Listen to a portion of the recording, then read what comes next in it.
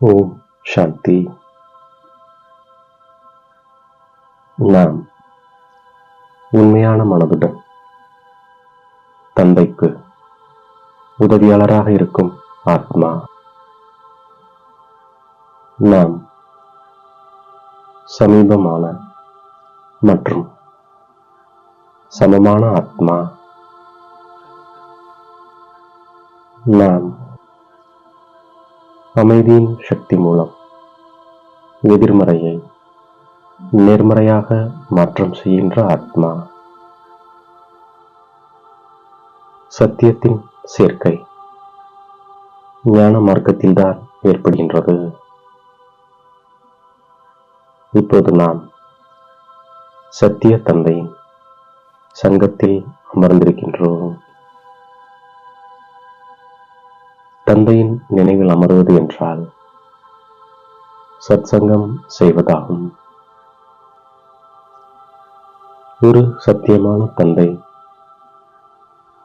சத்தியமான குருவின் சங்கத்தினால்தான் சதோப்பிரதானமாக கருப்பிலிருந்து வெண்மையாக ஆகின்றோம். தந்தையின் சங்கத்தினால் ஆத்மாவிற்குள் தூய்மையின் பலன் வந்துவிடுகின்றது. 21 பிறவிகளுக்கு நம்முடைய துன்பம் விலகிவிடுகின்றது. இந்த சத்தியமான சங்கத்தில் கல்ப கல்பமாக சங்கமிகத்தில்தான் சத் சங்கத்தில் அமர்கின்றோம். நாம் இந்த சங்கத்தில் வருவதால் தேக அபிமானத்தில் வருவது கிடையாது. நாம் ஆத்மா சத்தியமான தந்தையின் சங்கத்தில் அமர்ந்திருக்கின்றோம். பகவான் சத்தியமான தந்தை, சத்தியமான ஆசிரியர், சத்தியமான குருவாக இருக்கின்றார். ஆதலால் நாம்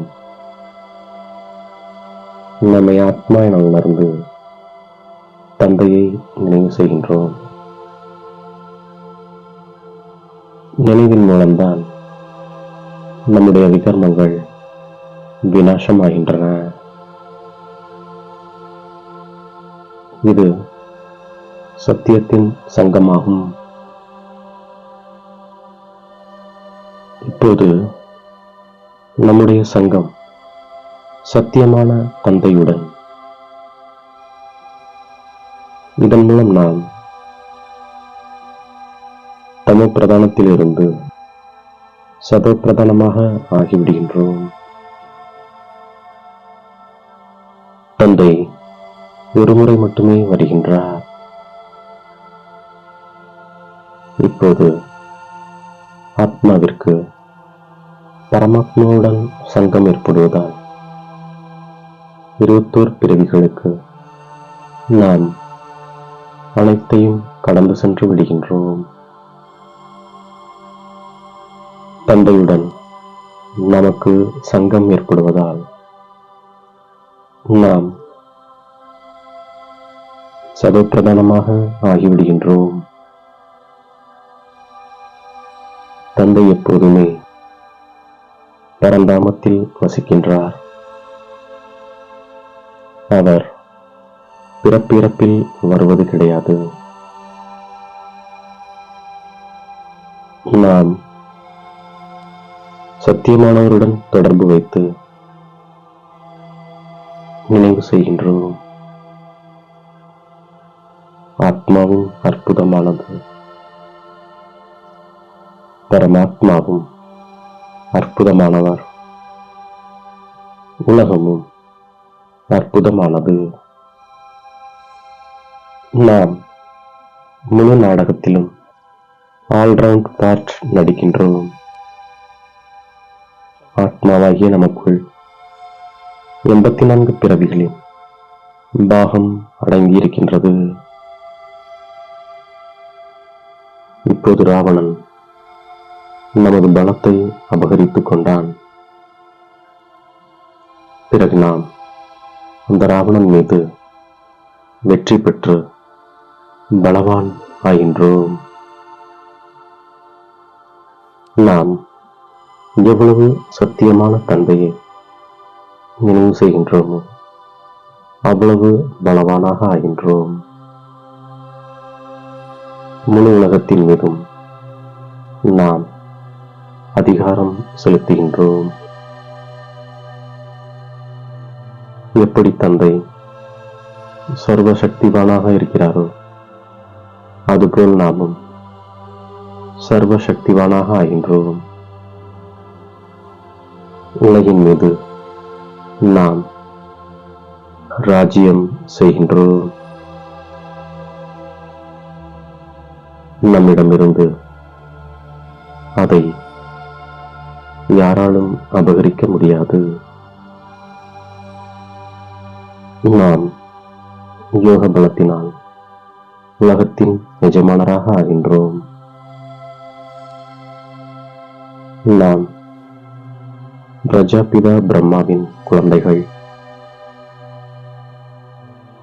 சிவபகவானின் பேரப்பிள்ளைகள்.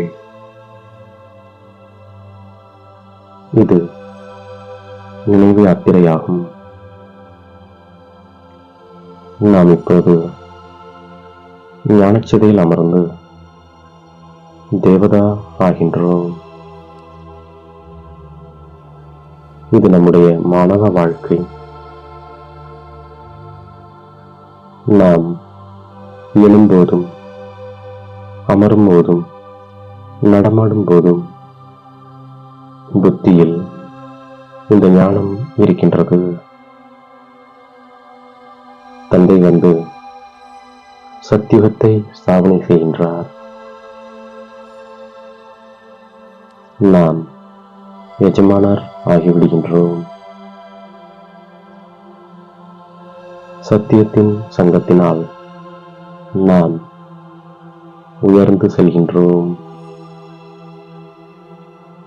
நாம் சத்தியமானவரின் சங்கத்தின் மூலம் தூய்மையற்றதிலிருந்து தூய்மையாக ஆகின்றோம். இப்போது நாம் சத்தியமான தந்தை மூலம் முழு ஞானத்தையும் அறிந்து கொள்வதால் உயர்ந்த பதவி பெறுகின்றோம். தந்தை வருவதே வானப்பிரஸ்த நிலையில்தான். நாம் எவ்வளவு சத்தியத்தின் சங்கத்தில் சேர்கின்றோமோ அவ்வளவு குஷி கிடைக்கின்றது. உண்மையான மனம் உள்ளவரிடம் தந்தை திருப்தி அடைகின்றார். உள்ளும் புறமும் உண்மையானவர்களாக தந்தைக்கு உதவியாளராக நாம் ஆகி சேவையில் ஈடுபட்டிருப்பதால் தந்தைக்கு பிரியமானவர்களாக நாம் இருக்கின்றோம். நாம் உண்மையிலும் உண்மையான சேவை செய்கிறோமா? உண்மையான தந்தையிடம் நாம் தொடர்பு வைக்கிறோமா? இப்படி நம்முடைய மனதை கேட்டுக்கொள்கின்றோம். நாம் பிரம்ம பாபாவின் குணம் மற்றும் சம்ஸ்காரத்திற்கு சமீபமாக இருப்பதால் அனைத்து சம்பந்தங்களில் தந்தையுடன் இருப்பதாலும் மேலும் சமமான அனுபவத்தை செய்வதாலும் ராயல் குலத்தில் முதல் ஜென்மத்தின் சம்பந்தத்தில் நெருக்கமாக வருகின்றோம். ஆரம்பத்திலிருந்து இப்பொழுது வரை ஒருவரையே நினைப்பவராக மற்றும் தடைகளற்றவராக இருப்பதால்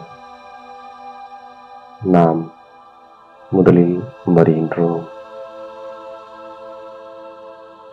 நமக்குள் கிடைத்துள்ள தேக சம்பந்தப்பட்ட சங்கத்திலிருந்து நாம் விடுபட்டிருக்கின்றோம்.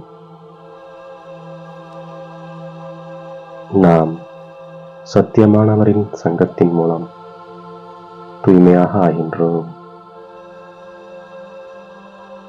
இந்த மானவ வாழ்க்கையில் நடமாடும் போதும் சுற்றி வரும்போதும் புத்தியில் ஞானம் சுழன்று கொண்டே இருக்கின்றது.